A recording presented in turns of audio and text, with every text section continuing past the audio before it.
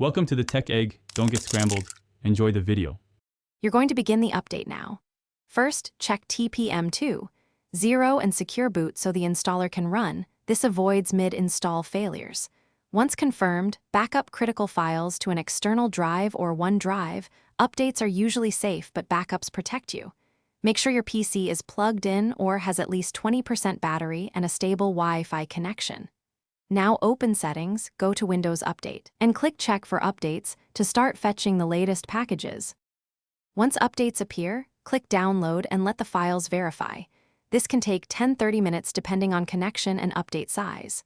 While downloading, keep the PC awake and avoid heavy CPU tasks to prevent timeouts. After download, Windows will prepare the install and may present optional driver updates. Select those if from trusted vendors. When ready, choose Restart Now or schedule a convenient time. Windows will perform staged installs and usually needs 1 or 2 reboots to finish. After the final reboot, sign in and open Settings Windows Update to confirm everything finalized and to install any optional patches. If the update stalls or fails, run the Windows Update troubleshooter and make sure you have at least 20 GB free and current device drivers. Outdated drivers often block upgrades. If problems persist, use System Restore or roll back to the previous build. As a last resort, create installation media and perform a clean install. This resolves.